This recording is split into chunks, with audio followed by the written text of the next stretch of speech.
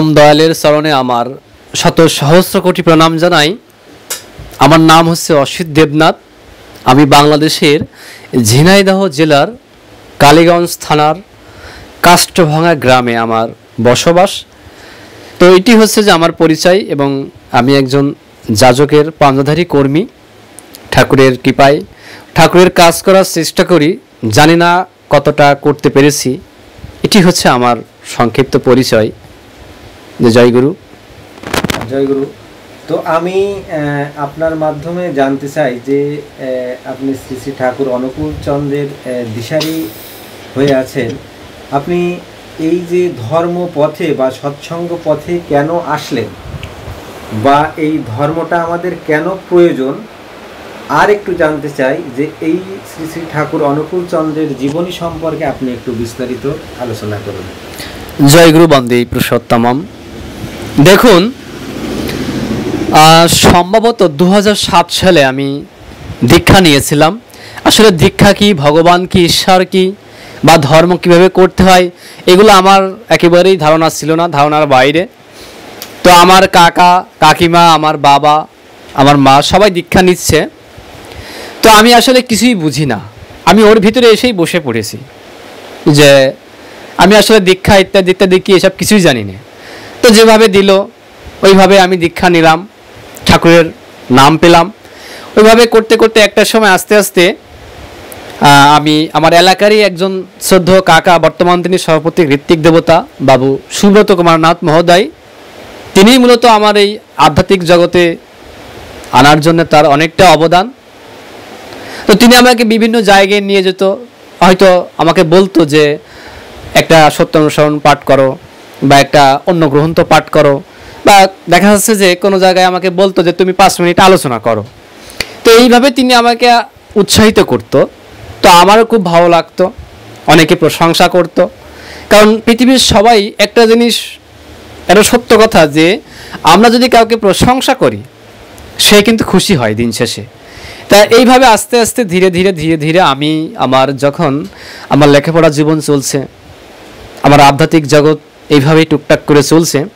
এইভাবে চলতে চলতে আমি যখন 2012 সালের দিকে আমি যখন উচ্চশিক্ষিত বা হায়ার এডুকেশনের জন্য ঢাকা শহরে চলে যাব, তো আমি ওই দিনকে চিন্তা করছি যে রাত্রেবেলা আমি আমার ছাদে বসে আছি। তখন আমি চিন্তা করছি যে আমি কিভাবে এই যে এলাকায় বিভিন্ন জায়গায় যাই, ধর্মীয় অনুষ্ঠান করি, ঠাকুরের কাজকাম করে বেড়াই, তো আমি নতুন একটা জায়গায় যাব, একটা রাজধানীর বুকে আমি কিভাবে নিজেকে সামলে নেব, নিজেকে কীভাবে নিয়ন্ত্রণ করব, এটা আমার বিভিন্নভাবে আমি চিন্তা ভাবনা করছি।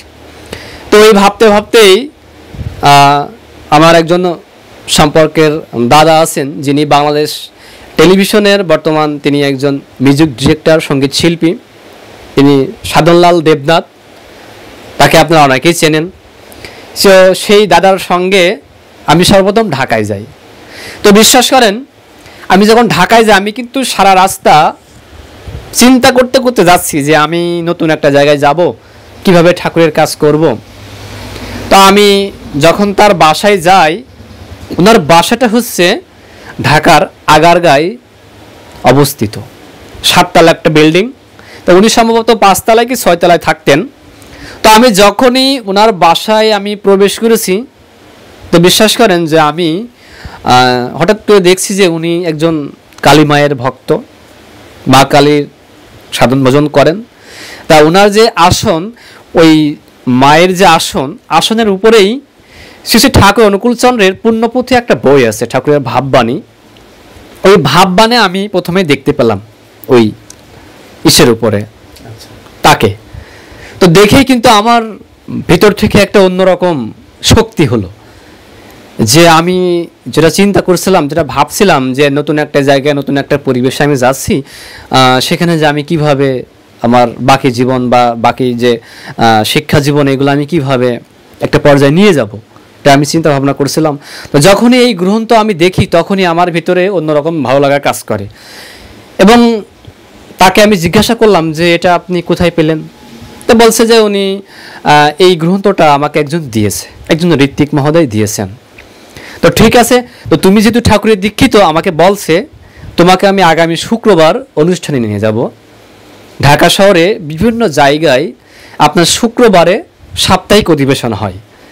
তো প্রথমেই উনি আমাকে একটা অধিবেশনে নিয়ে গেল, সম্ভবত ওই দিন কি তার পরের দিন এমন হবে। তো বিশ্বাস করেন যে আমার এত ভালো লাগা কাজ করলো যে আমি আমার এলাকা ছেড়ে আমি ওখানে চলে গেলাম। তো আমার আসলেই অন্যরকম একটা ভালো লাগা কাজ করলো।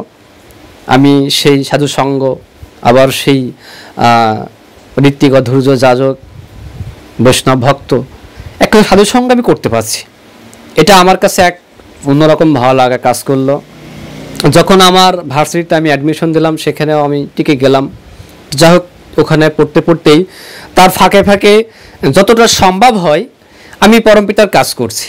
এবং আমার একটা বন্ধু ছিল, তার নাম শাওন। এই শাওন হচ্ছে একজন মুসলিম। সেই বন্ধুটা আমার এত ক্লোজ ছিল যে সে মাঝে মধ্যে আমার কাছ থেকে সত্য অনুসরণ পাঠ পড়তো, সে বই নিয়ে সে নিজে পড়তো। এবং আমি বিভিন্ন জায়গায় যখন এই যে শুক্রবারে যে অনুষ্ঠানগুলো, যে প্রোগ্রামগুলো চলতো, এই প্রোগ্রামে তাকেও আমি নিয়ে যেতাম। সে এতটা আন্তরিক ছিল, আসলে ভাষায় প্রকাশ করা সম্ভব না। তো এইভাবে আস্তে আস্তে কিন্তু আমি আমার ঢাকা শহরের জীবনটা শুরু হয়ে গেল। ঢাকা শহরের জীবন আমার এইভাবে শুরু হয়ে গেল। আমি ঠাকুরের কাজ করি, লেখাপড়া করি, মাঝে মধ্যে টিউশনি করি, মানে বিভিন্নভাবে আমি চলি। এইভাবে চলতে চলতে একটা পর্যায়ে যখন আমার লেখাপড়া শেষ হয়ে গেল, আমার বিবিএ এমবিএ যখন কমপ্লিট হয়ে গেল, আমি সারা জীবনই চেষ্টা করতাম বা চিন্তা করতাম যে আমার দ্বারা হয়তো বা চাকরি বাকরি হবে না। আমি চাকরি বাকরি কিছুদিন করছি, তারপরেও আমার কেন জানি মনে হতো যে আমার দ্বারা হয়তো বা আমার জন্য চাকরি বাকরি হয়তো না। আমি একজন আসলে নিম্ন মধ্যবিত্ত পরিবারের সন্তান। এক্ষেত্রে চাকরি বাকরি না করলে বা ইনকাম সোর্স যদি আমার সেভাবে না থাকে, তাহলে কিন্তু আমার সেভাবে অর্থে আমার পক্ষে চলা সম্ভব নয়। তো আমি টিউশনি করি, এইভাবে চলি ফিরি, লেখাপড়া শেষ করলাম। তারপরেও আমি চাকরি করেছি কিছুদিন, হয়তো বছর 2 মতো আমি জব করেছি।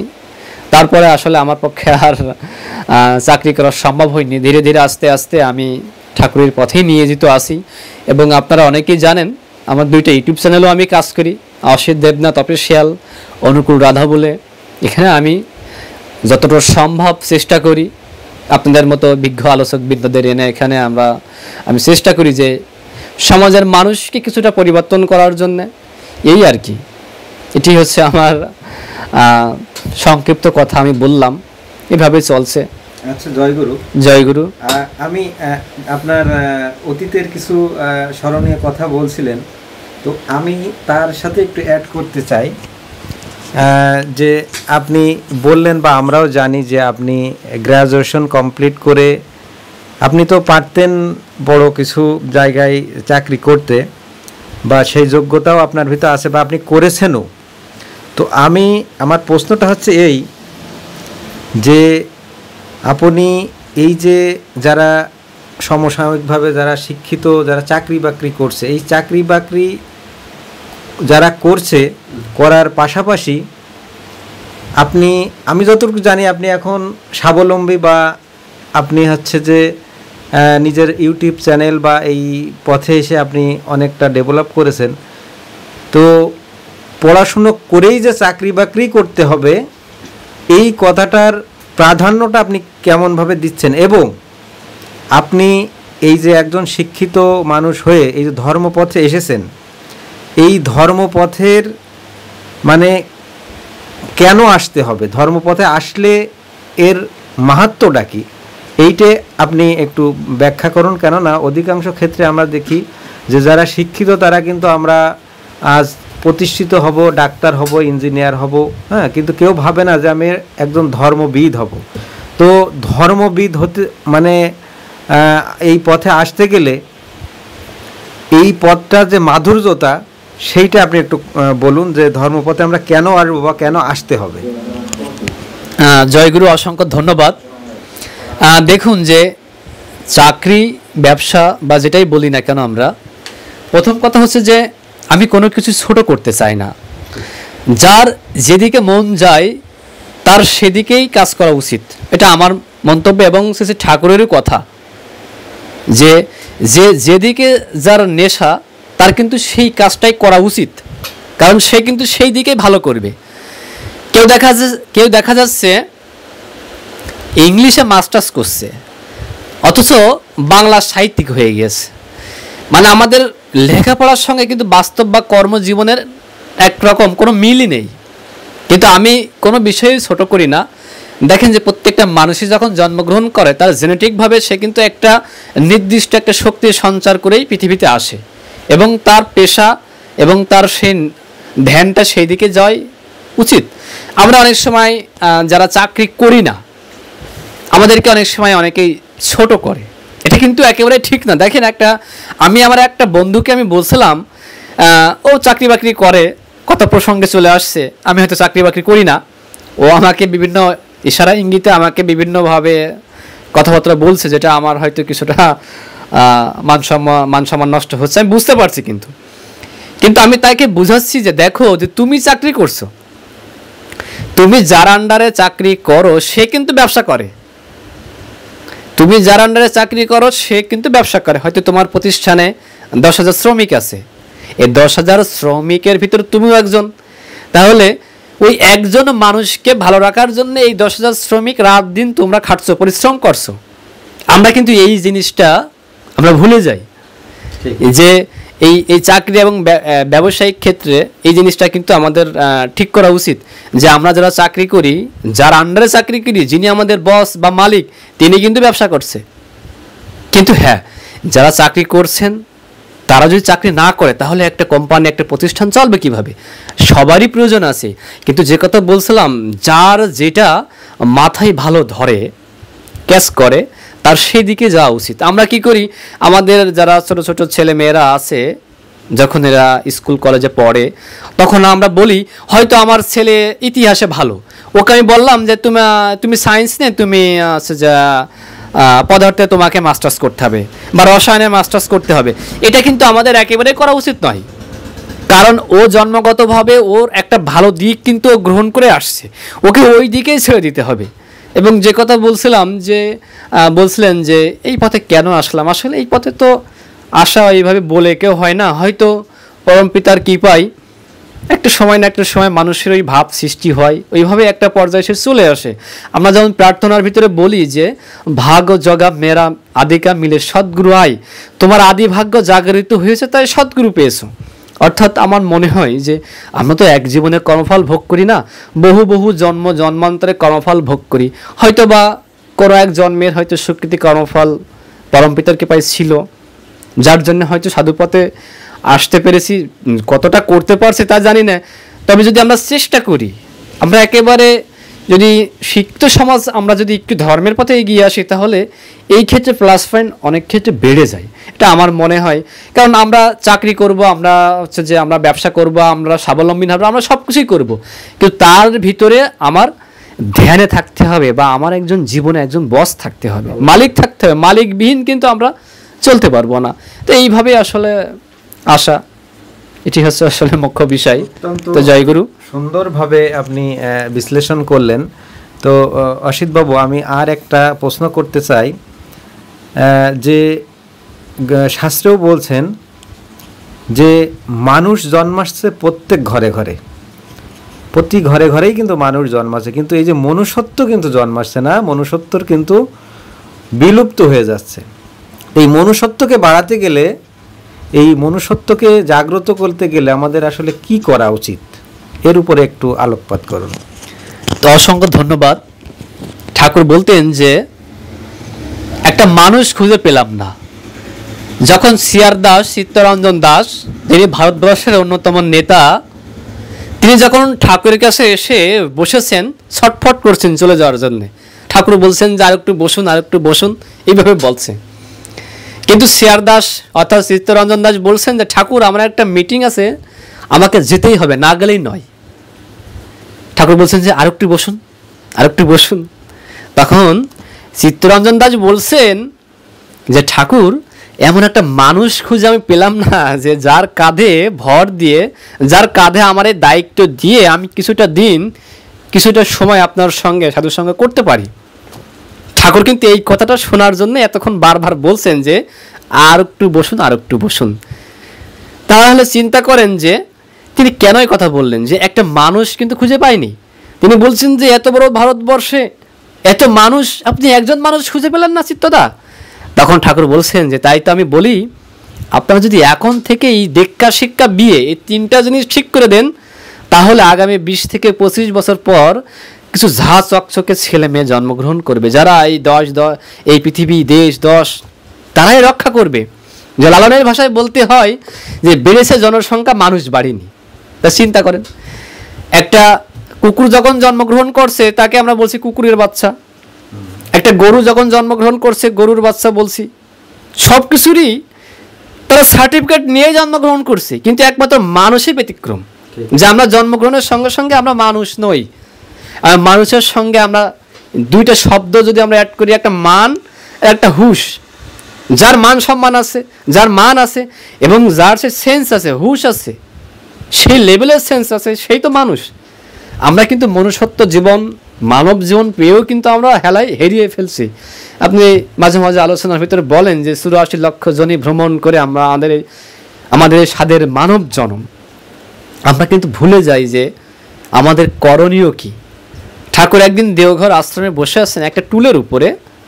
ঠাকুর যখন বসে আছেন, এক ভক্ত ঠাকুরকে প্রণাম করতে যাবে। তো এই মুহূর্তেই ওই সময়টা ছিল চৈত্র বৈশাখ মাস। তো এই চৈত্র বৈশাখ মাস দেখবেন যে এই মাসের সময় কিছুটা ঝড়ের মতো সৃষ্টি হয়। হঠাৎ করে দেখবেন যে এলাকা কেন্দ্রিক একটা বাতাসের সৃষ্টি হয়ে যায়। তো ওই ভক্ত যেই ঠাকুরকে প্রণাম করতে যাচ্ছে, তখনই ওই ভক্তের ভিতরে, চোখের ভিতরে একটা কোটা ঢুকে গিয়েছে। আর একজনের সাহায্য নিয়ে যখন ওই কোটা বের করছে, ঠাকুর কিন্তু পুরো বিষয়টা দেখছেন। দেখে তখন ঠাকুর বলছে, আমিও তো তাই বলি যে দেখ, এই চোখ সব দেখবের পারে। ঠাকুরের ভাষায় ঠাকুর বলছেন যে এই চোখ সব দেখবের পারে, এই বিশ্ব ব্রহ্মাণ্ডে কোথায় কি হচ্ছে সবই কিন্তু দেখতে পাই। আবার যখন এই চোখের ভিতরে যখন আবার কিছু পড়ে, এই চোখে কিন্তু আবার তাকে দেখতে পায় না, আর একজনের সাহায্য নিয়ে সেটা বের করতে হয়। তখন ঠাকুর বলছেন যে সেই জন্যে প্রত্যেকটা মানুষের জীবনে একজন আপ্রমাণ বৈশিষ্ট্যপালী, একজন আদর্শ, একজন মালিক, একজন এক থাকতে হয়। আর এক যদি না থাকে জীবনে, তাহলে কিভাবে হবে বলেন? এটি হচ্ছে বিষয়, যে একজন মানুষ কিন্তু আমাদের দরকার। শুধু একজন মানুষ নাই, ঘরে ঘরে। আজকে আপনি চিন্তা করেন, বিগত 20 বছর, বিগত 50 বছর একজন রবীন্দ্রনাথ পেয়েছেন, একজন নজরুল আমরা পাচ্ছি, একজন বিজ্ঞানী পাচ্ছি, একজন আইনস্টাইন, একজন নিউটন আমরা পাচ্ছি না। কেন পাচ্ছি না? ভালো মা নেই। ভালো মা না থাকার ফলেই ভালো সন্তান কিন্তু আমরা পৃথিবীতে আনতে পারছি না। এটি হচ্ছে আমার মনে হয়। তো জয় গুরু। জয় গুরু। আপনারা শুনছিলেন একেবারে মানে জ্ঞানগর্ভ আলোচনা। তো আসলে সারাদিন শুনলেও হয়তো এই মানে রসাঙ্গম শেষ হবে না। তো আমি ছোট পরিসরে মানে আমি আর একটা প্রশ্ন করতে চাই, সেটা হচ্ছে যে এই যে ঠাকুর শ্রী শ্রী অনুকূল চন্দ্রের মানে সংক্ষেপে একটু জীবনী, তার কথা শুনতে চাই, যে ঠাকুর এই যে এই পথটা বা এই যে তিনি যা রেখে গেছেন, তিনি পুরুষোত্তম হিসেবে থেকে গেছেন, তার কোনো প্রতিবন্ধকতা তার জীবনে চলার পথে ছিল কিনা বা কতটুকু কী ছিল, এর উপরে একটু আপনি যতটুকু জানেন একটু বলুন। অসংখ্য ধন্যবাদ। দেখুন, মহাপুরুষরা যখনই আসে তখনই কিন্তু প্রতিবন্ধকতার সৃষ্টি হয়। ঠাকুর শ্রী শ্রী ঠাকুর অনুকূলচন্দ্র 1295 সাল 30শে ভাদ্র শরৎকালে এই পাবনার বুকে, বর্তমান বাংলাদেশ, ওই সময়ের অখণ্ড ভারতবর্ষ, এই পাবনার হিমায়তপুরে একটা ছোট্ট গ্রামে ঠাকুর অনুকূলচন্দ্র আবির্ভূত হয়েছিল। এই পাশেই ছিল পদ্মা নদী। তো বিশ্বাস করেন, ওই পদ্মা নদীতে জেলেরা মাছ ধরছে। তো জেলেরা মাছ ধরছে, ধরতে ধরতে হঠাৎ করে দেখে যে শিবচন্দ্র চক্রবর্তীর বাড়িতে আগুন ধরে গিয়েছে। ঠাকুরের পিতা শিবচন্দ্র চক্রবর্তী, তার বাড়িতে আগুন ধরে গিয়েছে। তো সবাই ওই মাছ ধরা বাদ দিয়ে জাল ফেলে রেখে বাড়ির দিকে ছুটে আসে। এসে দেখে যে আগুন টাগুন কিচ্ছু না, ছোট্ট একটা শিশু জন্মগ্রহণ করেছে, আবির্ভূত হয়েছে, ওই চারিদিক তাকাচ্ছে, হাসছে, খেলছে, এবং তার যে দিব্য জ্যোতি, এই তার যে শরীর থেকে এক ধরনের জ্যোতি বের হচ্ছে, এই জ্যোতি থেকে আশেপাশের এলাকা সব আলোকিত হয়ে গিয়েছে। তো এটি হচ্ছে বিষয়। দেখেন যে আমরা যখন জন্মগ্রহণ করি, আমরা কিন্তু কান্নাকাটি করে জন্মগ্রহণ করি, কেন্দ্রে উঠি। আর যখন পুরুষোত্তম বা ভগবান এরা যখন আবির্ভূত হয়, এরা কিন্তু কান্নাকাটি করে না, এরা কিন্তু হাসতে হাসতেই জন্মগ্রহণ করে, হাসতে হাসতেই পৃথিবীতে আসে। এখন তার যে আসার যে ব্যাপার, দেখেন ধর্মের কিন্তু বিভিন্নভাবে গ্লানি হয়ে যায়। ঠাকুরের কথা যদি বলতে হয়, যে আমরা বলছি ঠাকুরের কথাই যে হিন্দু ধর্ম, বৌদ্ধ ধর্ম, খ্রিস্ট ধর্ম, জৈন ধর্ম ইত্যাদি কথা আমার মতে ভুল, বরং ও সবগুলি মত, কোনো মতের সঙ্গে কোনো মতের প্রকৃতপক্ষে কোনো বিরোধ নেই। ভাবের বিভিন্নতা, রকম ফের একটাকে নানা প্রকারে একরকম অনুভব। একদম একদম তাই। তাহলে চিন্তা করেন, ঠাকুর বলছেন যে হিন্দু ধর্ম, মুসলমান ধর্ম, এটা আমার মতে ভুল। আমরা বলছি যে হিন্দু লাগানোর সঙ্গে সঙ্গে পাশে ট্যাগ দিচ্ছি ধর্ম। ঠাকুর এটা পছন্দ করেননি। ঠাকুর বলছেন যে এটা হচ্ছে এক একটা মতবাদ, কিন্তু ধর্ম তো একটাই।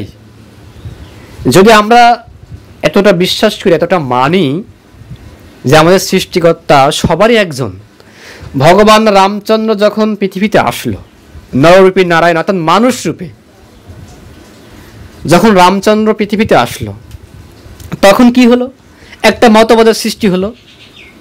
আবার কিছুদিন বাদে যখন ভগবান শ্রীকৃষ্ণ আসলো, তখনও কিন্তু আর একটা মতবাদের সৃষ্টি হলো, তাই কি নয়? অবশ্যই। কারণ মতবাদ তো সৃষ্টি হয়েই আসছে। চৈতন্য মহাপ্রভু থেকে শুরু করে অন্যান্য সম্প্রদায়ের ভিতরে যত মহামানবরা এসেছেন, এক একটা মতবাদের সৃষ্টি হতেই চলেছে বর্তমান পর্যন্ত।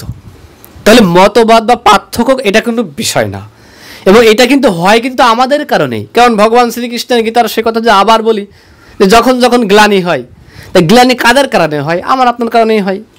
যখন আমার আপনার কারণেই গ্লানি হচ্ছে ধর্মের, তখনই তাকে কিন্তু আবার আসতে হচ্ছে, ভিন্ন ভিন্ন রূপেই তাকে আবার আসতে হচ্ছে। তো এইটি হচ্ছে মেন বিষয়, যে তিনি তো সাত করে আসে না। আমরা এত পরিমাণে পৃথিবীতে ঝঞ্ঝাট, অশান্তি, বিবাদ, সারা পৃথিবীতে দেখেন আজকে অস্ত্রের ঝঞ্ঝানা, অস্ত্রের যে অবস্থা, সারা পৃথিবীতে যে মানবতার যে আজকে বিঘ্ন ঘটছে, মানুষ অস্ত্র তৈরি করছে একজন আর একজনের উপর অ্যাটাক করার জন্য, একজন আর একজনের উপর মারার জন্য। কে কখন কারোর উপরে অ্যাটাক করে এটা কিন্তু আমরা কেউই বলতে পারি না। আমরা যদি বলি যে পৃথিবীর সবচেয়ে শক্তিধর দেশ কোনগুলো, আমরা কিন্তু এক বাক্যে বলতে পারি যে আমেরিকা, রাশিয়া, চীন, ইন্ডিয়া, এগুলো আমরা বলতে পারি, বা আরও কিছু দেশ থাকতে পারে। এগুলো শক্তিধর দেশ। এখন আমরা যদি বলি যে পৃথিবীর সবচেয়ে উন্নত দেশ কোনগুলো, দেখেন জাপান, নিউজিল্যান্ড, যেগুলো শান্তির দেশ। জাপান কিন্তু সেভাবে অস্ত্র তৈরি করে না, তারা কি করে, এই যে মেধা, এই মেধাকে বিকশিত করে, শান্তির কারখানা। তাহলে দেখেন এরা কিন্তু উন্নত দেশ, আর ওরা কিন্তু ওদেরকে বলা হয় শক্তিধর দেশ। কখনো কিন্তু উন্নত দেশের তুলনায় মানে তালিকায় আমরা কিন্তু আমেরিকা, রাশিয়া, চীন আনতে পারি না, কিন্তু উন্নত দেশের তালিকায় আমরা আনতে পারি, নিউজিল্যান্ড আনতে পারি, আপনি ফিনল্যান্ড আনেন, আপনি এই যে এরকম বিভিন্ন দেশ আছে পৃথিবীতে। জাপান যে কথা বলছিলাম, যে জাপানের মানুষ অনেক, যে 30 সেকেন্ড বা 10 সেকেন্ড, এটা কিন্তু ওদের কাছে অনেক ব্যাপার। একটা ট্রেন যদি 30 সেকেন্ড লেট করে ফেলে, তা ওখানে বিশাল একটা ঘটনা ঘটে যায়। ওদের এতটা সময়, এতটা টাইমের ওরা মেনটেন করে চলে। আমি কিছুদিন আগে একজনকে বলছিলাম, যে আমরা এক বন্ধুকে আমি বলছিলাম যে দেখো, যারা ইউরোপ আমেরিকার মানুষ, ওরা কিন্তু আমাদের মতো ধর্মকর্ম এইভাবে করে না, ওরা কিন্তু আমাদের মতো ধর্মকর্ম সেভাবে করে না, কিন্তু না করেও ওরা আমাদের চেয়ে সৎ, তাই কি নয়? রাস্তায় যদি 10,000 টাকা পড়ে থাকে, ওরা কিন্তু সেটা নিজেরা নেয় না, একটা নির্দিষ্ট জায়গায় জমা দিচ্ছে। কিন্তু আমরা কিন্তু সামনে 10 টাকার লোভও কিন্তু সামলে নিতে পারছি না। আবার আমরাই কিন্তু রেগুলার সকাল সন্ধ্যে ধর্মকর্ম, গীতা, ভাগবত সব নিয়ে পড়ে আছি। চিন্তা করেন, তথাকথিত ধর্ম শুধু যে শাস্ত্র জেনে করলেই হবে তা কিন্তু নয়। ইউরোপ আমেরিকার মানুষগুলোর জীবন, ওরা সৎ, প্রচণ্ড সৎ। ওরা কেউ কারোর তার নেয় না, একজন আরেকজনের উপরে হিংসা করে না। আমরা কি করি? তথাকথিত আমাদের যে ভারতীয় উপমহাদেশে যে মানুষগুলো, ভারত, বাংলাদেশ, পাকিস্তান বা আশেপাশে যে সমস্ত দেশে আমরা বসবাস করি, আমাদের ভিতরে প্রচণ্ড হিংসা। কারণ আমার একটা জিনিস মনে হয় যে দেখেন, মানুষ সবচেয়ে বেশি আনন্দ পায় পরনিন্দা এবং পরচর্চা করে। এটা আমার মনে হয় যে, এবং ঠাকুর অনুকূল চন্দ্র এই জায়গায় বলছেন যে মানুষের অধোপাতে যাওয়ার প্রথম এবং প্রধান সহায়ক হচ্ছে পরনিন্দা এবং পরচর্চা করা। আমরা কিন্তু এটা সবসময় করি, আমাদের কাজ নেই কাম নেই, আমরা সবসময় একজনের নিন্দা করি আরেকজনের কাছে, একজন নিন্দা তার নিন্দা করে আরেকজনের কাছে, এইভাবে আমরা সবসময় একটা গোল তাল পাকিয়েই থাকি। ঠাকুর কি বলছেন, যদি কারো দোষ থেকেই থাকে তার কাছেই বলতে হবে। হয়তো আমার একটা দোষ আছে যে আপনি আমার কাকা হন, আমি আপনার ভাইপো হই, আপনি আমার বললেন যে দেখো তোমার এই কাজটা করা উচিত না, কিন্তু এটা যদি আপনি আমাকে ভরা মজলিসে বলেন, মানুষের ভিতরে বলেন, তাহলে কিন্তু আমি অপমানিত হব। শুধু আমি নয়, সেটা একজন 5 বছরের বাচ্চা হতে পারে, তার চেয়ে কম হতে পারে, কারণ সবারই কিন্তু মান সম্মান আছে। এই জিনিসটা আমাদের খেয়াল রাখতে হবে। আমরা যদি মানুষকে সম্মান করতে শিখি, আমরাও সম্মান পাবো। অনেক ধন্যবাদ জয়গুরু। তো আমরা শুনছিলাম, তো ঠাকুরও বলছে যে তার এক অমৃত বাণীতে বলছে যে কাউকে কিছু বলিস যদি সংশোধনের তরে, গোপনে তাকে বুঝিয়ে বলিস সমবেদনা ভরে। এই কথাটাই কিন্তু তিনি তুলে ধরেছিলেন।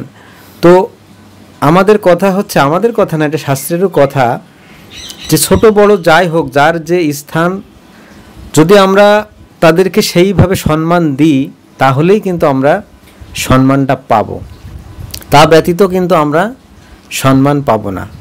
তো আগে আমাদেরকে সম্মানটা দিতে শিখতে হবে, সম্মানটা দিলে আমরা কিন্তু সম্মানটা পাব। তো যাই হোক, তার এই যে সুন্দর সুন্দর কথা বলছিল বা এই যে অতীতের কিছু কথা, তার ব্যক্তিগত কথা, ঠাকুরের কথা আমরা শুনছিলাম। তো তার এই যে কথার পরিপ্রেক্ষিতে তার যে অমৃত কথা শুনছিলাম, তো আপনারা যদি তার এই কথাগুলো কন্টিনিউ শুনতে চান, তো এই চ্যানেলটাকে আপনারা সাবস্ক্রাইব, লাইক, শেয়ারের মাধ্যমে এই চ্যানেলের প্রসারটা বাড়িয়ে আপনারা এই চ্যানেলের সাথেই থাকতে পারেন। তো যাই হোক, এই আজকের এই আলোচনা এই পর্যন্তই, এখানে আমরা বিশ্রাম নিচ্ছি। তো একেবারেই শেষ প্রান্তে আমি আমার শ্রোতাদের বা ভক্তবৃন্দ যারা আছে তাদের উদ্দেশ্যে একটু কথা বলে আপনি আপনার আলোচনার বিশ্রাম রাখেন। জয়গুরু। জয়গুরু। শ্রদ্ধেয় কাকাকে অসংখ্য ধন্যবাদ। দেখেন, সর্বশেষ কথা যদি একটা কথাই বলতে হয়, ঠাকুরের কাছে এসেছিল মিস্টার ইউজিন এক্সম্যান, যিনি আপনারা অনেকেই জানেন যে হাউজার ম্যান্দা ঠাকুরের আমেরিকান একজন ভক্ত। এই হাউজার ম্যান্দা ঠাকুরের জীবনীর উপর একটা বই লিখেছিল ইংরেজিতে। এই বইটা যখন আমেরিকার একটা পাবলিকেশন হাউসে জমা দেয়, আমরা জানি যে একটা বই লিখতে গেলে প্রথমে একটা পাণ্ডুলিপি জমা দিতে হয়, ওটা দেখে দেখে একটা বই তৈরি হয়। তো ওই পাবলিকেশন হাউসের অন্যতম কর্ণধার ছিল মিস্টার ইউজিন এক্সম্যান, ওখানে তিনি চাকরি করতে এক কথায়। তো উনি পাণ্ডুলিপিটা পড়ছে, এইভাবে পড়ছে আর চিন্তা করছে যে এমনতর মানুষ, এমনতর মহামানব পৃথিবীতে আছে। তো হাউজার ম্যানদার কাছ থেকে ইনফরমেশন নিয়ে ওই সময় ভারতে চলে আসে ঠাকুরের সঙ্গে দেখা করার জন্যে, শুধু এই গ্রন্থর যে পাণ্ডুলিপি ওটা পড়ে। তো দীর্ঘ 7 দিন থাকার পরে বহু রকম আলোচনা হয়, সে আলোচনায় আমি যাব না। ঠাকুরের কাছে একটা কথাই বলেছিল যে ঠাকুর যখন দীর্ঘ 7 দিন থাকার পরে চলে যাবে, চোখ থেকে অশ্রু ঝরছে, তখন ঠাকুরকে বলছে, ঠাকুর আপনি এতদিন যা বলেছেন এবং আগামীতে যা বলবেন তার এক কথার উত্তর যদি আপনি বলতেন। ঠাকুরও খুব ছলো দিকে তাকিয়ে আছে, ঠাকুরের খুব খারাপ লাগছে। ঠাকুর বলছেন যে বি কনসেন্ট্রিক, অর্থাৎ সুকেন্দ্রিক হও। এই কথাই আমি বলতে চাই যে পৃথিবীর সমস্ত গ্রন্থ যদি মন্থন করা হয়, এই কথা সারাংশেই বেরিয়ে আসে যে বি কনসেন্ট্রিক, তুমি সুকেন্দ্রিক হও। এই সুকেন্দ্রিক হতে হলে একজন সুকেন্দ্রকে ধরতে হবে। ধরুন আমরা যখন জ্যামিতির যে কম্পাস দিয়ে একটা বৃত্ত যখন তৈরি করি, ওই বৃত্ত যখন তৈরি করা হয় একটা নির্দিষ্ট ওই কম্পাসের একটা নির্দিষ্ট জায়গা, কিন্তু একটা খাতা হোক কোনো কিছুর একটা বস্তুর উপরে বসে আমরা কিন্তু বৃত্তটা এভাবে তৈরি করি, ঘোরাই। তো এই কেন্দ্র যদি আমার না থাকে তাহলে কি হয়, ওই বৃত্ত কিন্তু এলোমেলো হয়ে যায়। অর্থাৎ তিনি বোঝাতে চাচ্ছেন যে প্রত্যেকটা মানুষের জীবনেই কেন্দ্র থাকতেই হবে, আদর্শবিহীন কিন্তু আমরা চলতে পারিই না। আমরা হয়তো অনেকে অনেকভাবে অনেক কথা গায়ের জোরে বলতে পারি, কিন্তু দিন শেষে যদি আমি আমার অস্তিত্বকে বিশ্বাস করতে চাই, আমার ভগবানকে বিশ্বাস করতে হবে, তিনি আছেন। এটি হচ্ছে বলতে চাই। এবং আর একটা কথা বলি যে আমার শ্রদ্ধেয় যিনি কাকা, তার একটা ইউটিউব চ্যানেল আছে স্বপ্নের স্বর্গ নামে, আমি ডেসক্রিপশন বক্সে এটার লিঙ্ক আমি দিয়ে দেবো, আপনারা সম্ভব এটা সাবস্ক্রাইব করে রাখবেন। আমার শ্রদ্ধেয় কাকা অসম্ভব মানের একজন ভাগবত পাঠক, তিনি সেই মাপের আলোচক, বাংলাদেশের বিভিন্ন জায়গায় তিনি যান, আপনারা তার আলোচনা শুনবেন। এবং একটা কথাই বলি যে আমরা যদি সবাই ভালো থাকতে পারি, আমরা অনেক সময় বলি যে পৃথিবী খারাপ হয়ে গেছে বা সে আগের মতো পৃথিবী আর নেই, এটা ভুল। পৃথিবীর মতোই আছে, আমরাই কিন্তু আগের মতো নেই। তো যাই হোক, সবাই আমরা ভালো থাকি এবং ভালো থাকাটাই আমাদের জীবনে ইম্পর্টেন্ট। জয় গুরু, বন্দে পুরুষোত্তমম। এখানেই শেষ করছি। জয় গুরু। আমি সর্বপ্রথমে আমি আমার ছোট পরিসরে আমার পরিচয়টা দিই। আমার নাম উত্তম কুমার বিশ্বাস। আমার বাড়ি হচ্ছে যে কাষ্টভাঙা, কালীগঞ্জ, ঝিনাইদহ। ছোট পরিসরে বলতে গেলে আসলে ধর্মটা তো অত ছোট পরিসরে বলা যায় না। সনাতন ধর্ম বা এর কৃষ্টি কালচার অনেক গভীর তত্ত্বের আলোচনা। তো এখানে আলোচনা করতে গেলে আসলে গভীর তত্ত্বের ভিতরে যেতে গেলে আমাদের আস্তে আস্তে ধাপে ধাপে যেতে হবে। তো আগেই বলি যে আসলে ওই মাপের ভক্ত হতে গেলে এই ভক্তিপথে কিন্তু আমাদের আগে আসতে হবে। ভক্তিপথে না আসলে আমরা কিন্তু ভক্ত হতে পারবো না। তো ছোটোভাবে আমি একটু সুরেই বলি, সেটা হচ্ছে যে এই ভক্তিপথে আসতে গেলে আমাদের কিছু সুকৃতি, কিছু ভাগ্যের ফলেই কিন্তু আমরা আসতে পারবো। তাই শাস্ত্রেও বলছে যে কোনো ভাগ্যে কোনো জীবের শ্রদ্ধা যদি হয়, তবে সেই জীবের সাধুসঙ্গ করায়। সাধুসঙ্গ সর্বশাস্ত্রে কয়, লবমাত্র সাধুসঙ্গ সর্বসিদ্ধি হয়। তো আমরা এই যে সাধুসঙ্গ পথে আসার চেষ্টা করছি মাত্র, জানি না পরম দয়াল কতটুকু আমাদের নিয়ে যাবে তিনিই ভালো জানেন। তবু আমাদের এই চেষ্টাটা করে যেতে হবে যাতে আমরা এই সাধন ভজন পথে এগোতে পারি। সাধন ভজন পথে এগোতে গেলে আসলে আমাদের ভাগ্য গুণে কিন্তু আমরা এখানে আসি নাই। এই সাধন ভজন পথে আসতে গেলে সুকৃতি গুণে কিন্তু আসতে হয়। তো আমি হয়তো প্রথমের দিকে একটু এই কথাই বলবো যে ভাগ্য গুণে কিন্তু স্বর্গে যাওয়া যায়, কিন্তু স্বীকৃতি গুণে কিন্তু এই সাধুসঙ্গ পথে কিন্তু আসা যায় বা আসতে হয়। এখন আমরা কাকা অনেকেই বিভিন্ন আমরা চিন্তা করি যে দীক্ষা বা কেন নেব, বা দীক্ষা নিলেই বা কি হয়, এই বিষয়ে যদি একটু কিছু বলতেন। দীক্ষাটা মূলত আমার ধর্মতত্ত্বের দিক থেকে আলোচনা করলে বলতে হয় যে আমাদের শ্রেষ্ঠ ধর্মটা হচ্ছে এই মনুষ্য ধর্ম। আর এই মনুষ্য ধর্ম কোথায় পাওয়া যায়? বলছে যে এই মনুষ্য ধর্মটা পাওয়া যায় হচ্ছে সনাতন ধর্মে। মনুষ্য ধর্ম কি বলছে? মানুষ হতে হবে। আর মানুষ হতে গেলে কি করতে হবে? বলছে নিজেই নিজেকে চিনতে হবে। আর নিজেই নিজেকে চিনতে গেলে আমাদের কিন্তু এই সাধুসঙ্গ বা সৎসঙ্গ পথে কিন্তু আসতে হবে। কেননা ভাইপো বলছে যে আমরা দীক্ষা কেন নিব, তো সাধুসঙ্গ পথে কেন আসব? বলছে গুরুর অনুগত হয়ে অনুশীলনের মাধ্যমে আত্মতত্ত্ব উপলব্ধি হচ্ছে যে এই সাধন ভজন পথে আসা। আর আত্মতত্ত্বের উপলব্ধি না করলে কিন্তু আমরা এই সাধুসঙ্গ বা সৎসঙ্গের পথে কিন্তু আসতে পারবো না। তো দীক্ষাটা এই জন্যই নেব যে আত্মতত্ত্বের উপলব্ধি করতে গেলে আগে আমাদের কিন্তু এই গুরুর দীক্ষা নিতে হবে। গুরু দীক্ষা বিনে কিন্তু আমাদের আত্মতত্ত্বের উপলব্ধি হবে না। তাই আত্মতত্ত্বের উপলব্ধি করতে গেলে দীক্ষা নিতে হবে। তো দীক্ষা শব্দের অর্থটা কি? বলছে দি শব্দের অর্থ হচ্ছে দিব্য জ্ঞানকে প্রজ্বলিত করা, আর ক্ষয় শব্দের অর্থ হচ্ছে ক্ষয় হওয়া। অর্থাৎ দিব্য জ্ঞানের মাধ্যমে পাপকে ক্ষয় করাই হচ্ছে যে দীক্ষা। আর এই দিব্য জ্ঞানকে প্রজ্বলিত করতে গেলে আমাদের কিন্তু গুরুর অনুগত বা গুরুর সান্নিধ্য কিন্তু হতে হবে। এই গুরুর সান্নিধ্য হতে গেলে কিন্তু আমাদের দীক্ষা নেয়ার অতীব প্রয়োজন এবং নিতেই হবে। এখন ধরেন সমসাময়িক যে বিষয়, আমার অনেক পয়সা আছে, টাকা পয়সা আছে, অর্থবিত্ত আছে, জায়গা জমি আছে, তা আমি ধর্ম করতে যাব কেন? অনেকে আমরা চিন্তা করি যে আমার তো দিন ভালোই যাচ্ছে।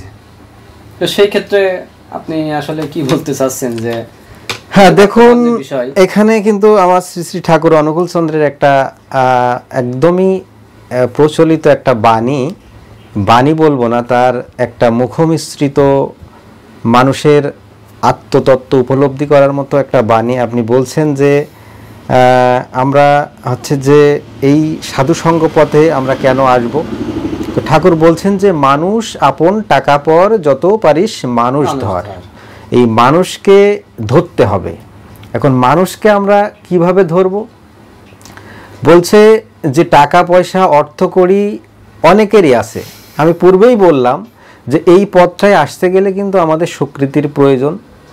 তো আমাদের এই যে ইহজগতের কথা চিন্তা করলে কিন্তু আমাদের হবে না। এটা আমাদের একটা ক্ষণস্থায়ী জীবন, আমরা কিন্তু এটা পেয়েছি, মানব জন্মটা পেয়েছি। কিন্তু সত্যিকার অর্থে এখানে কিন্তু আমরা এসেছি কিন্তু পরীক্ষা দিতে। এই পরীক্ষাতে যার যত প্রিপারেশন ভালো হবে সে কিন্তু তত বেশি কিন্তু এই ইহজগৎ ছেড়ে সে পরজগতের জন্য কিন্তু প্রস্তুতিটা নিতে পারবে। তো টাকা পয়সা, আমার ঠাকুরও বলছে যে টাকা পয়সা মানুষের নিত্য নৈমিত্য জীবনে বাঁচার জন্য টাকা পয়সার অবশ্যই প্রয়োজন আছে। টাকা পয়সা ব্যতীত কিন্তু আমরা সঠিকভাবে জীবনযাপন করতে পারবো না।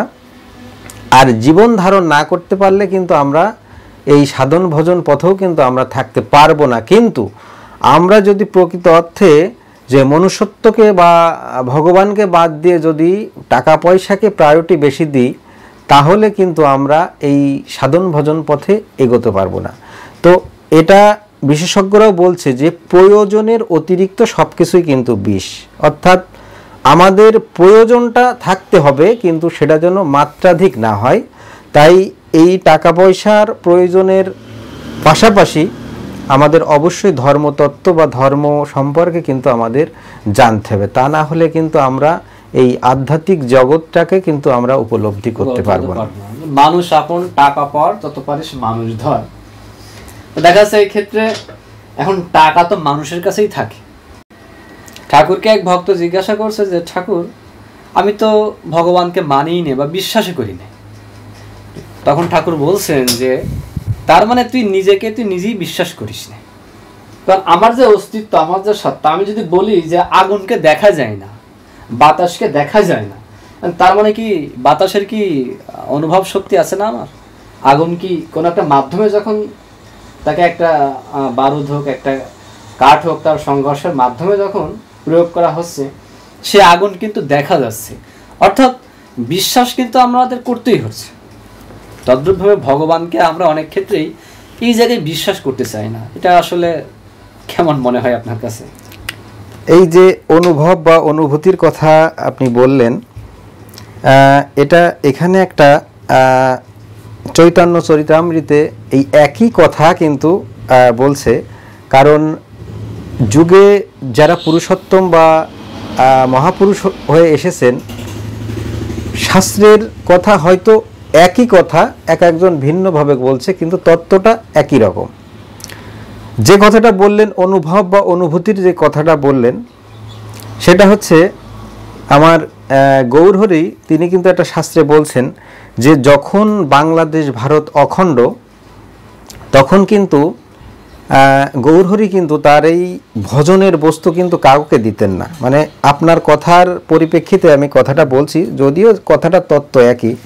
তো তিনি এই সাধন ভজনের বস্তুটা কাউকে দিতেন না। কেন দিতেন না? গৌরহরি জানতেন যে এই ভজনের বস্তু যদি আমি কাউকে দিই তাহলে তারা বিক্রি করে খাবে।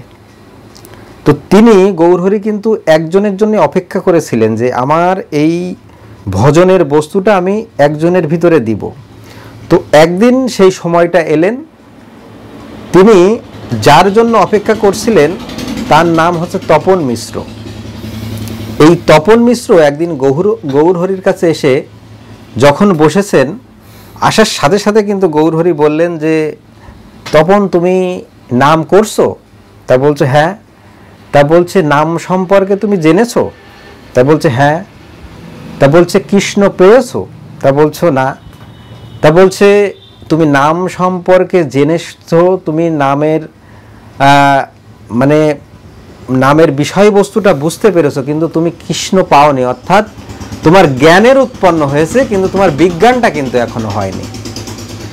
গৌরহরি কি প্যাসের কথা বললেন দেখুন, বলছে যে জ্ঞানের উৎপন্ন হয়েছে কিন্তু বিজ্ঞানটা হয়নি। তো বিজ্ঞানটা কি? তখন গৌরহরি তপন মিশ্রকে বোঝাচ্ছেন যে বিজ্ঞানটা হচ্ছে বিশেষ জ্ঞানে জ্ঞানান্বিত হওয়া। অর্থাৎ এই বিজ্ঞানটা হচ্ছে অনুভব বা অনুভূতি। অনুভব কেমন, অনুভূতি কেমন? আপনি যে কথা বললেন যে অনুভব অনুভূতিটা হচ্ছে দ্যাট ইজ ফিলিংস। আপনি আগুন দেখেছেন, আগুন সম্পর্কে শুনেছেন, দ্যাট ইজ জ্ঞান।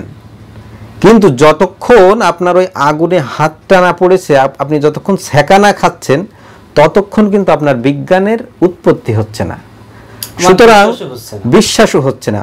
সুতরাং জ্ঞানের সাথে বিজ্ঞানের সমঝোতা বা সংস্পর্শে না আসলে কিন্তু এই বিশ্বাসটা কিন্তু উপলব্ধি হবে না। তাই এই অনুভব বা অনুভূতিটাই কিন্তু মূল জিনিস। তো এই অনুভব বা অনুভূতিটা কিন্তু তপন মিশ্রকে দিয়েছিলেন, তিনি কিন্তু তাকে ওখানে দেননি।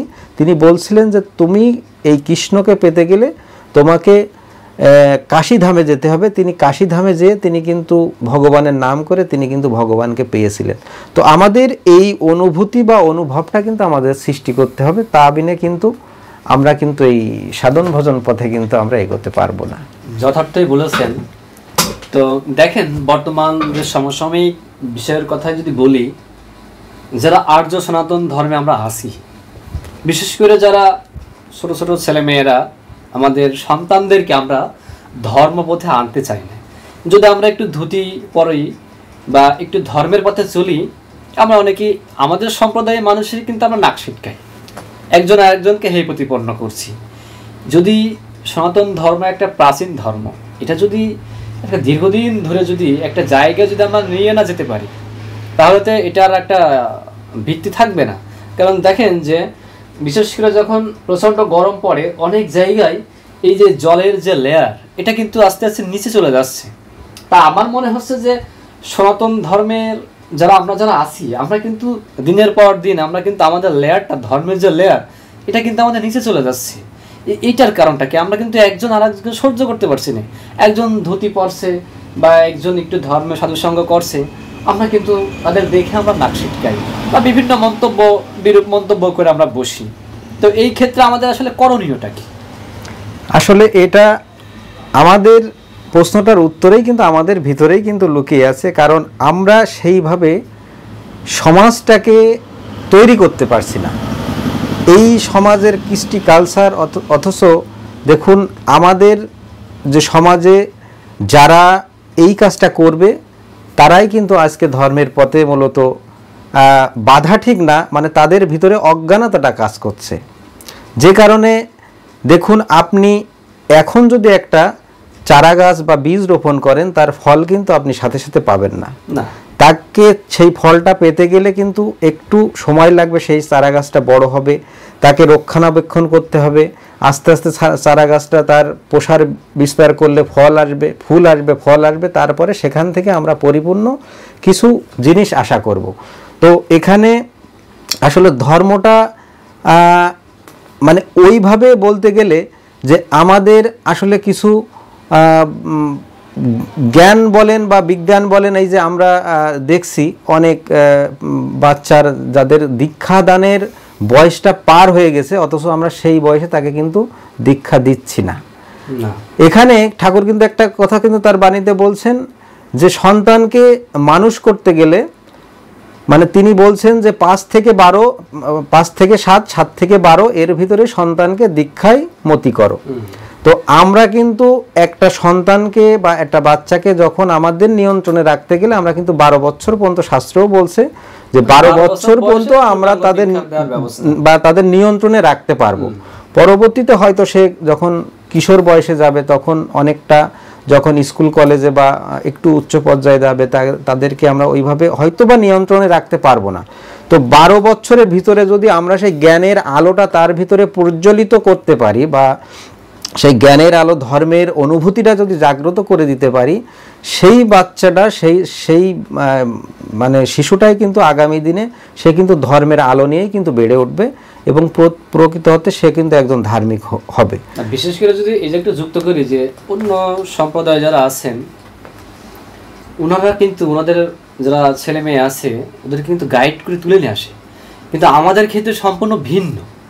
আমরা জানতেই দিই না যে হিন্দু ধর্মে বা হিন্দু শাস্ত্রে বিশাল একটা সমুদ্রে যে আস্বাদন, সেই আস্বাদন কিন্তু ওনাদেরকে করাতে চায় না, অথবা আমরা নিজেরাও কিন্তু জানি না ওই অর্থে। একটা গীতার শ্লোক কিন্তু আমরা অনেকে বলতে পারি না, তার অর্থ আমরা জানি না। আমাদের সন্তানাদি যারা আছে ওদেরকে কিন্তু সেইভাবে আমরা তুলে আনতে পারি না, এটাই তো বিষয় না, নিঃসন্দেহে এটা। কিন্তু এখন আমি আমার দৃষ্টিকোণ থেকে বলবো এই কথাটা, মানে এটা আমার ব্যক্তিগত কথা, এটা শাস্ত্রে বা আপনাদের মতভেদ অন্যরকম থাকতে পারে, যে আমি মানে শিক্ষিত না, আমি হচ্ছে যে ধর্ম বিষয়ে কিছু জানি না। এখন আমার গীতার শ্লোক বা সত্য অনুসরণ বলেন বা আমার ভাগবত বলেন, আমি পড়তে জানি না, ওইভাবে ভুল উচ্চারণ হচ্ছে, তো এইটা আমি মনে করি ডাজ নট ম্যাটার, এটা কোনো ব্যাপার না। কেননা হচ্ছে যে এই যে যেভাবে হোক, যদি মনের ভিতরে ভক্তি থাকে, এই ভক্তি ভাব নিয়ে যদি ভুল হোক, কিন্তু আমাদের শাস্ত্রটা আমরা যদি পঠন পাঠন বা শ্রবণও করি, তাতেও কিন্তু আমাদের লাভ আছে। কেননা আমরা জানি যে রত্নাকর দস্যু যখন তিনি এতটাই অসুরবৃত্ত ছিলেন যে তিনি কিন্তু রাস্তা দিয়ে যারা যেতেন তাদের কিন্তু সব লুটপাট করে নিতেন। কিন্তু যখন তার যখন চৈতন্য বোধ হলো, আপনারা এর আগের কাহিনী হয়তো জানেন, কিন্তু তিনি যখন মানে তার চৈতন্য বোধ হলো বা ভগবান যখন স্বয়ং তিনি এসে তাকে বললেন যে তোমার উদ্ধারের পথ একমাত্র রাম নাম করলেই উদ্ধার হয়ে যাবে, তিনি কিন্তু রাম উচ্চারণও করতে পারছিল না, তিনি কিন্তু মরা বলে পরে কিন্তু তিনি মানে 60,000 বছর মানে সাধনা করে তিনি কিন্তু ভগবানকে পেয়েছিল। আমি এই মেসেজটা এইভাবেই দিতে চাই যে আপনার গীতার শ্লোক যে একেবারে স্বয়ং সম্পূর্ণভাবে বা ভাগবতের বা যে কোনো শাস্ত্র যে একেবারে 16 আনাভাবেই পাঠ করেই আপনাকে সিদ্ধি লাভ করতে হবে এমনটি নয়। আপনি ভুল হোক, কিন্তু আপনি অনুশীলন করুন, অনুশীলনের মাধ্যমে আস্তে আস্তে আপনি আপনার অভিষ্ট লক্ষ্যে পৌঁছাতে পারবেন। না, সেটাই যেটা বলছিলেন যে যারা একেবারে কিছুই জানে না বা কিছুই ওই অর্থে পারে না, তাদের তো ভক্তি বিশ্বাস এটাই তাদের সম্পদ। কিন্তু পাশাপাশি যারা শিক্ষিত সমাজ, আজকে দেখেন যে শিক্ষিত সমাজ ধর্ম থেকে কিন্তু একেবারেই বিচ্ছিন্ন। আজকে যদি এই সনাতন ধর্ম যদি শিক্ষিত সমাজের মানুষগুলো যদি একটু ইনভলভ হয়, তাহলে কিন্তু এটা আমরা আরো অনেক দূরে এগিয়ে নিয়ে যেতে পারি, তাই কি মনে করেন না? না, একেবারেই একমত। কারণ হচ্ছে যে দেখুন, আগে আমাদের বিশ্বাস করতে হবে যে এই যে শিক্ষিত সমাজ আসলে তারাও হয়তো কর্মব্যস্ত জীবনে তারা হয়তো ওইভাবে ধর্ম করতে পারছে না, কিন্তু আমাদের ধর্মটাকে বাদ দিয়ে কোনো কিছু করলে কিন্তু হয়তো কি আমরা ইহজগতে পূর্বেই বললাম যে ইহজগতের জন্য আমরা কিছু সঞ্চিত করতে পারলাম, কিন্তু পরজন্মের জন্য তো আমাদের কিছু অ্যাসেটের প্রয়োজন অবশ্যই আছে। তো এখানে যারা শিক্ষিত সমাজ যারা আছেন, আমি তাদেরকে বলবো, বা যারা শিক্ষিত হোক বা যে সমাজের যেই ইসেই হোক, তারা তাদের মানে ধর্মটাকে অবশ্যই নিজে করবে, পাশাপাশি তাদের ভবিষ্যৎ প্রজন্মের জন্য যেন তিনারা কিছু রেখে যেতে পারেন সেই জন্য তিনি কিন্তু তার সন্তানের এই ধর্মের পথে অনুসরণ করেই কিন্তু তিনি রেখে গেলে তার সুনামটা কিন্তু অক্ষুণ্ণ থাকবে। কেননা একটা এই যে আমাদের সাতক্ষীরায় বা এই যে এই পাশে আকিজউদ্দিনের পুত্র, মানে এখানে উদাহরণস্বরূপ আমি বলছি, উদাহরণ না, এটা বাস্তব ঘটনা। তো তিনি মানে এই মানে সমাজের বা এখনকার জগতে তার অনেক অ্যাসেট আছে, কিন্তু তাকে একটা প্রশ্ন করা হয়েছিল যে আপনি কি চান, আপনি মানে অগাধ সম্পত্তি চান নাকি আপনি সন্তানকে মানুষ করতে চান? তা তো উনি একটা কথা বলছিলেন, দেখুন আমি তো অশিক্ষিত, তা আমি 1 কোটি টাকা ব্যাংকে রাখার থেকে আমি একটা শিক্ষিত সন্তান আমি রেখে যেতে চাই। হ্যাঁ, তো পরবর্তীতে সেটা কিন্তু অবশ্যই এটা সমাজের জন্য তথা দেশের জন্য কিন্তু অনেক মঙ্গলজনক। তো আমি এই কথা বলবো যে শিক্ষিত অবশ্যই করতে হবে, শিক্ষিত না করলে বর্তমান প্রজন্মে তো এগোনো যাবে না। পাশাপাশি আপনারা অবশ্যই সন্তানকে এই ধর্মীয় জ্ঞানে কিন্তু আপনারা সন্তানকে একটু উৎসাহ করবেন বা নিজেদেরও এই আচরণটা মানতে হবে, পাশাপাশি সন্তানদেরকেও এই ধর্মপথে কিন্তু আনতে হবে। বিষয় হচ্ছে যে ধর্ম শুধু একটা নির্দিষ্ট জায়গায় বসে ধ্যান করলাম বা বনে জঙ্গলে চলে গেলাম, বিষয়টা তা নয়। আমরা কিন্তু আমাদের প্রফেশনাল জায়গা থেকে আমরা ধর্ম করতে পারি। যেমন ঠাকুরের কাছে এক ভক্ত সে বলছে যে ধরেন কেউ উকিল পেশায় নিয়ে যেত, তা কেউ ডাক্তারি পেশায় নিয়ে যেত, সে তো সঠিকভাবে বিভিন্ন ধর্মীয় অনুষ্ঠানে যেতে পারবে না। এখন ঠাকুরের যে বলা যে নির্দেশিত কথা যে সে কিন্তু তার ওই পেশায় থেকে ধর্ম করতে পারে। ধরুন কেউ একজন গরিব মানুষ, তার অর্থবিত্ত সেই অর্থে নেই, হয়তো সে 500 টাকা ভিজিট নাই, সে হয়তো সেই জায়গায় 200 টাকা নিল কিংবা না নিল। আবার দেখা যাচ্ছে অনেকে মানুষই কিন্তু বর্তমান মিথ্যা মামলায় জর্জরিত। অনেক গরিব মানুষ আছে, যাদের অর্থ করি সেইভাবে নেই। একজন উকিল যদি চিন্তা করে যে এই ভদ্রলোকের বা এই ব্যক্তির আমি মামলাটা আমি লড়বো, বিনা পয়সায় লড়বো, সে কিন্তু আমরা যে এই যে নাম ধ্যান করে যা করছি তার থেকেও কিন্তু সে ওই ব্যক্তিরা কিন্তু যথেষ্ট ভালো কাজ করছে। অর্থাৎ ধর্ম কিন্তু যে যার প্রফেশনাল জায়গা থেকে সে কিন্তু সঠিকভাবে করতে পারে। অবশ্যই করতে পারে। এখানে শাস্ত্রও বলছে যে এই মানে আপনার কথার পরিপ্রেক্ষিতে আমি বলতে চাই যে ধর্মটা আমি এই গার্হস্থ্য জীবনেও আমি করতে পারবো কিনা, যে আমাকে ধর্ম করতে গেলে নির্দিষ্ট ধর্ম প্রতিষ্ঠানে, হ্যাঁ এটা শাস্ত্রও বলছে মনে কোণে বনে, অর্থাৎ আপনি মনে কোণে, ঘরের কোণে বা বনে তপস্যা করেও আপনি কিন্তু করতে পারেন। এটা হচ্ছে যে কারণ আমাদের এই যে গার্হস্থ্য জীবনে আমরা যারা আছি তাদের আসলে তো ওইভাবে সন্ন্যাস জীবন করা বা গ্রহণ করাও তো এখন তো সম্ভব নয়। হ্যাঁ, যান্ত্রিক জীবন। তো আমাদের এই গার্হস্থ্য জীবনটা অক্ষুণ্ণ রেখে আমরা ধর্মপথেও কিন্তু আমরা আসতে পারবো। তো এখানে ধর্ম করতে গেলে যে মনের ভিতরে ভক্তি ভাবটা থাকতে হবে। আর আপনার কথার পরিপ্রেক্ষিতেই বলি যে মনে কোণে বনে যেখানেই থাকেন না কেন, আপনি আপনার আরাধ্যকে পূজা করলে বা তাকে ইষ্ট দেবতাকে স্মরণ করলে আপনি পাবেন। তো আমাদের শাস্ত্রও এখানে বলছে, শ্রীমদ্ ভগবত গীতাতেও কিন্তু বলছে যে আড়ম্বর করে ভগবানকে যে আমাকে কোটিপতি হতে হবে বা টাকা পয়সা দিয়েই কি আমাদের ঠাকুরকে ভগবানকে আনতে হবে এমন নয়। এবং শ্রীমদ্ ভগবত গীতাতেও বলছে যে কি বলছে পত্রম পুষ্পং ফলম তোয়াম যমে ভক্তা প্রজ্যোতি যধম ভক্তম প্রজ্যোতি। আপনি পত্র, পুষ্প, ফল বা চোখের জল দিয়ে আপনি কিন্তু আপনার আরাধ্যকে আপনি কিন্তু স্মরণ করতে পারেন। সুতরাং এই টাকা পয়সা গয়নাগাটি দিয়ে আমি ভগবানকে তুষ্ট করব, বিষয়টা এমন নয়। ভগবানের নেই তা না, তার তো সব কিছু আছে, তার অর্থ করি সে তো ভগবানেরই আছে, সেইগুলো আমরা নিচ্ছি, তাহলে তারটা নিয়ে আমরা তাকে দিব কেন? তার কি অভাব আছে? বলছে যে এই সামান্য ভক্তি ভরে পত্র, পুষ্প বা চোখের জল বা একটু ভক্তি ভরে আমাকে নিবেদন করলেই তোরা আমাকে পাবি, এই তো মূলত কথা। তো এখন ব্যাপার হচ্ছে যে আমরা ওইভাবে চিন্তা না করে ভক্তি ভরে আমরা যে যার আরাধ্যকে স্মরণ করলেই কিন্তু অভিষ্ট লক্ষ্যে যাওয়া সম্ভব। এই সমগ্র বিশ্ব ব্রহ্মাণ্ডের মালিক তো সে তিনি, তারা চাওয়ার আর কি, বিষয়টা হচ্ছে যে আমাদের এই পৃথিবীতে যখন আমরা আসি তখন কিন্তু প্রতিজ্ঞাবদ্ধ হয়ে আসি যে এখানে যে তোমারই নাম কীর্তন তোমারই গুণগান করবো, কিন্তু এই পৃথিবীর রূপ রস গন্ধ এই সমস্ত মোহে ভুলে গিয়ে আমরা কিন্তু তাকেই ভুলে যাই। তার বিষয়টা হচ্ছে যে একটা ছোট্ট বাচ্চাকে যদি একটা চিপসের প্যাকেট আমি ধরিয়ে দিই, আমি টাকা দিয়ে তাকে কিনে তাকে দিলাম, দেওয়ার পরে আমি তাকে বলছি যে তুমি কিছুটা চিপস আমাকে দাও, সে যদি আমার হাতে কিছু অংশ দেয় তো চিন্তা করেন যে সেই চিপস কি আমি খাবো না খেতে পারি? আমি কিন্তু খেতে পারি না।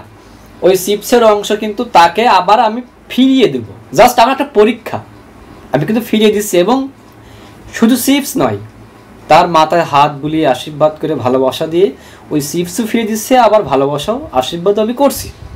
ভগবানও কিন্তু তাই, এই সব কিছু দিয়ে রেখেছেন, শুধু দেখছে যে আমার প্রতি, আমার এই যাদেরকে আমি পাঠিয়েছি কতটা ভালোবাসা, কতটা টান আছে।